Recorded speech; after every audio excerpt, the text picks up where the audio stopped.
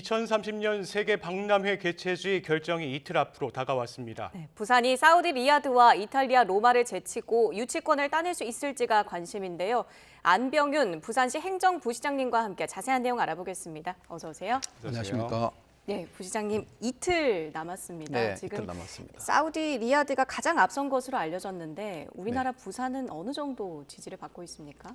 네, 그 판세 관련해서 말씀드린다면 한마디로 초반 열세를 딛고 막판 스퍼트 잘하면 우리 부산이 유치할 가능성이 있다 이렇게 말씀을 드리겠습니다.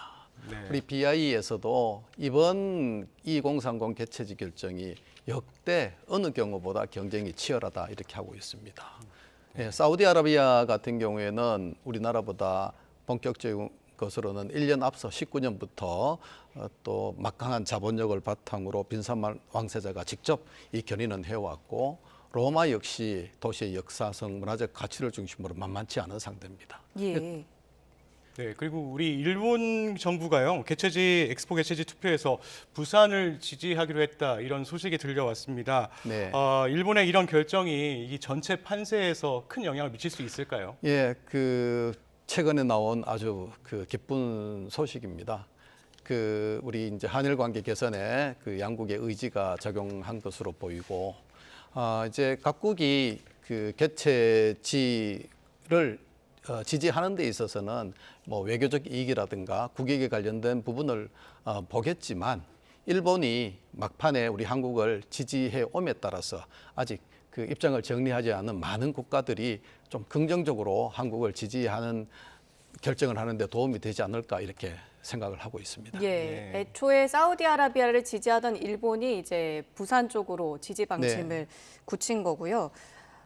일단 이 투표 자체가 1차 투표가 있고 네. 1차 투표 때 3분의 2 이상을 획득하지 못하면 결선 투표로 가게 되는 거지 않습니까? 네, 그렇습니다. 예, 어떤 전략을 또 세우고 계신지요?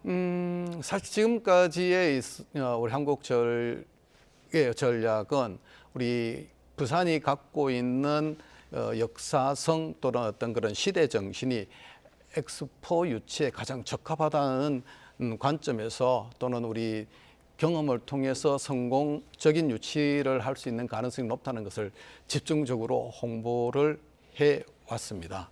예, 일단은 1차 투표 때 사우디아라비아가 3분의 2 이상 표를 얻는 것을 저지하는 것이 또 전략적으로는 좋지 않겠습니까? 지금 입장에서는 저희들이 예측해 볼 건데 사우디아라비아가 3분의 2 이상을 획득할 가능성은 희박하다. 충분히 2차 투표를 통해서 저희들이 막판 이탈표라든가 그다음에 카리비안 또는 아프리카 그러니까 국가들의 어떤 그런 표를 통해서 충분히 결선 투표를 갔을 때 충분한 가능성을 확보할 수 있다. 그 전제하에 지금 최선의 노력을 다하고 있습니다.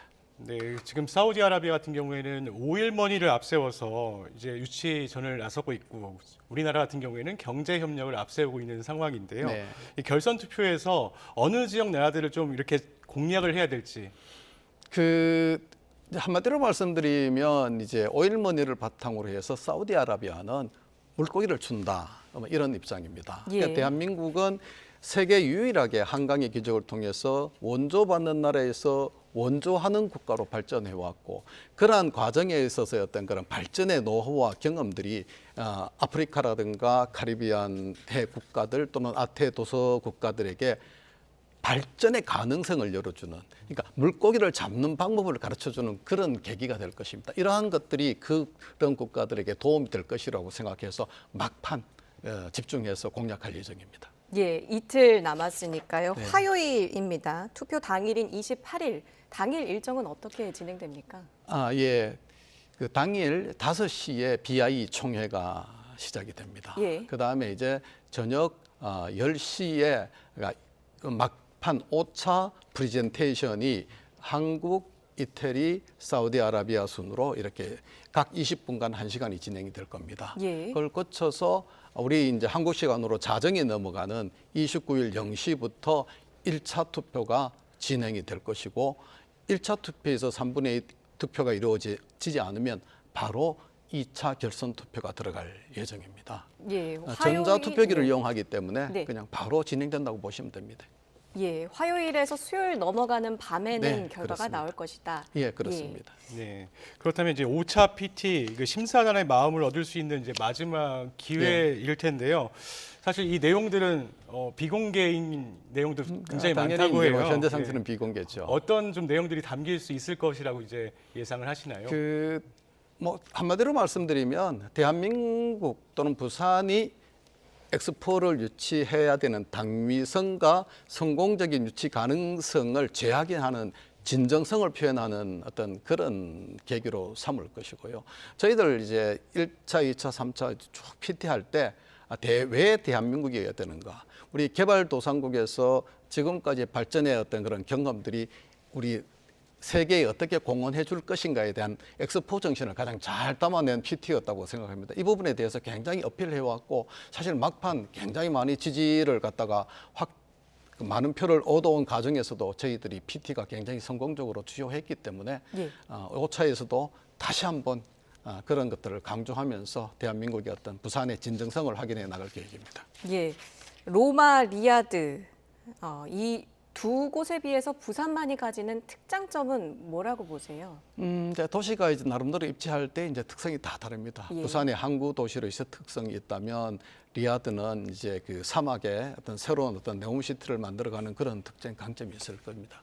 그러나 이제 그 지형적 위치에서보다는 대한민국은 누차 강조를 드렸지만 대한민국이 세계적인 어떤 그런 중심 국가로서 그러니까 원조받는 나라에서 원조하는 국가로 발전해 오는 과정에 부산이 핵심이 되고 그런 과정들의 어떤 그런 그 성과를 전 세계에 공유해 줄 수 있는 유일한 도시가 아닌가 이렇게 생각을 합니다. 네, 이제 경제 발전의 중심이었던 우리 부산을 보고 다른 나라도 이 경제 협력을 네. 이뤄 나간다 이런 네. 전략이신 것 같은데요. 예, 이번 세계 박람회 개최지 경쟁과 관련해서는 이런 말도 있습니다. 이제 사우디는 2034년 월드컵 개최지로 선정된 만큼의 2030년 엑스포 유치는 견제 논리 때문에 불리할 것이다. 이런 분석이 있거든요. 또 네. 다른 하나는 2025년 엑스포가 일본 오사카에서 열리잖아요. 부산의 2030 엑스포 유치에 좀 안 좋게 작용할 것이다. 이런 논리가 있는데 어떤 말들이 맞는 겁니까? 우리 이제 국민들의 희망 섞인 어떤 기대일 수도 있고 또 이제 걱정하는 마음에서 우러나오는 그런 말씀일 수 있습니다. 그러나 지금까지 확인된 또는 객관적인 어떤 그 사례들로 본다면 그냥 근거가 없는 말씀이고요.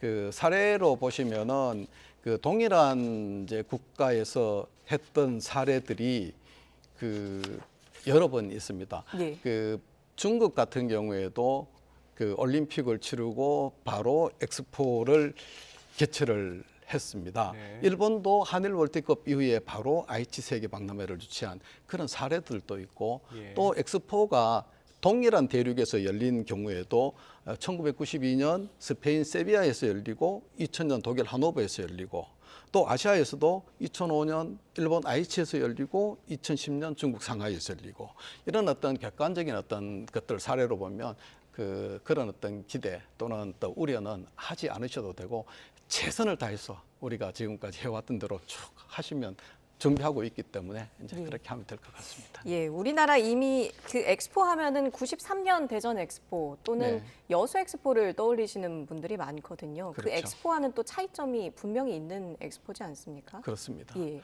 한마디로 말씀드리면 이제 그 엑스포에는 등록 엑스포와 인정 엑스포가 있다 이렇게 이제 말씀을 드리는 거고요. 이제 엑스포라는 것이 인류 발전의 성과와 새로운 어떤 발전하는 어떤 미래 비전을 제시하는 아주 큰 어떤 경제 문화 어떤 그런 올림픽 성격이지만 이제 등록 엑스포와 인정 엑스포라는 어떤 그런 차등적인 어떤 그런 엑스포로 구분이 됩니다. 그러니까 등록 엑스포는 인류의 어떤 모든 전 분야를 통틀어서 그다음에 참가하는 국가들이 자부형으로 참여를 하게 되는 것이고 우리가 개최했던 대전 여수. 과학박람회, 예. 여수 해양박람회처럼 과학해양이라는 어떤 그런 예컨대 특정한 주제를 가지고 참가하는 국가들이 아닌 호스트, 유치하는 국가가 개최 전시회관을 만드는 비용을 지불하는 그런 구조로 되어 있습니다. 이번 부산 엑스포는 등록 엑스포이기 때문에 경제적으로도 주제적으로도 훨씬 더 포괄적이고 기대 효과가 크다고 할 수 있을 겁니다. 부시장님, 예, 우리나라는 지난 2002년에도 여수가 등록 엑스포 유치에 나선 적이 네. 있지 않습니까? 지금 20년 전입니다. 생각해 보면요. 그때와 비교해서 지금 우리나라는 좀 어떤 부분이 좀 많이 달라졌다고 보시나요? 네, 그 2000년도와 2023년 대한민국이 어떻게 발전했고 어떻게 달라졌는지 생각해 보면 아마 알 수 있을 겁니다. 예. 2000년만 해도 대한민국이 60년대, 70년대, 80년대를 거쳐서 굉장히 경제적으로 성장을 해왔지만 산업화 시대의 어떤 베이스로 하는 그런 어떤 그 발전 단계의 어떤 그런 막바지였고 이후 2000년대를 거치면서 대한민국은 그야말로 IT 정보통신 분야에서 세계를 리딩하는 국가로 발전해 왔습니다. 그걸 바탕으로 해서 현재는 명실상부하게 7위권, 8위권, 9위권의 어떤 그런 그 경제적 규모와 문화에서도 우리 그 K컬처를 중심으로 하는 문화 강국으로 자리매김을 했습니다. 이런 걸 볼 때 2000년과 2023년의 대한민국 유상은 그야말로 하늘과 땅의 격차를 갖고 있습니다. 그만큼 엑스포를 유치할 수 있는 그러니까 능력이 높아졌다고 할 수 있을 겁니다. 예, 이번 엑스포 유치가 성공하면 우리나라는 이제 3대 국제 행사죠. 올림픽, 월드컵, 엑스포까지 다 유치하는 나라가 되게 되는데 부산뿐만 아니라 우리나라 전체에 주는 효과도 굉장히 크지 않겠습니까? 그렇죠. 이제 전체적으로 아까 말씀드린 세계 이벤트를 다 유치한 7번째 세계 국가가 될 것이고 그에 따른 어떤 국가의 위상, 국격이 엄청나게 높아질 겁니다. 그야말로 많은 이슈에서 대한민국이 우리 목소리로 우리 부산 이니셔티브가 담고 있는 내용들을 리딩해 나갈 수 있을 것이라고 생각을 합니다. 또 나아가서는 부산이 동남권에 있어서 핵심적인 어떤 그런 성장 거점이 됨으로써 우리 대한민국이 갖고 있는 수도권 일극 중심의 한계를 극복해 나갈 수 있을 것이라고 생각합니다. 대한민국이 지금 잘 나가고 있지만 12%에 불과한 수도권에서 50% 이상의 인구와 GDP가 이루어지는 어떤 그런 기형적인 구조는 지속적인 어떤 성장에 장애가 될 것입니다. 그러나 부산이 성공을 하게 됨에 따라서 대한민국은 그야말로 균형 발전을 통해서 새로운 어떤 발전의 도약의 계기를 만들어 나갈 수 있지 않을까 이렇게 생각을 합니다. 네, 이제 부산 같은 경우에 이제 부산이 엑스포를 유치하게 되면 부산의 이제 경제적으로 성장하는 것도 있을 것뿐만 아니라요. 그리고 국가적으로도 큰 행사이기 때문에 국가적으로도 경제적인 이득이 있을 것 같아요. 그렇죠. 어떤 내용과 좀 이어질 수 있을까요? 예, 구체적으로 이제 보게 되면 부산의 입장에서는 그 유치 과정을 통해서 이제 그 북항 재개발이 확실하게 이루어지면서 이 북항이라는 지역이 다시 부산의 어떤 중심의 어떤 그런 시민의 공간으로 거듭날 것이고 가덕도 신공항 우리가 준비하고 있는 그 부산의 어떤 대심도 뷰텍스의 어떤 그런 그 수소 에너지를 이용한 그 철도, 그 다음에 UAM에서 도시의 어떤 그런 그 에어 모빌리티 이런 어떤 신산업을 함께 발전시켜 나갈 수 있을 것입니다. 이러한 것들이 우리 부산뿐만 아니라 대한민국 전체에서는 새로운 어떤 미래 성장 산업을 발전시키고 국토의 어떤 균형 발전을 갖고 오고 이렇게 합니다. 그러니까 저희들이 경제적 규모로 이제 따졌을 때 한 직접적으로 어떤 그런 50만의 일자리와 60조 이상의 경제적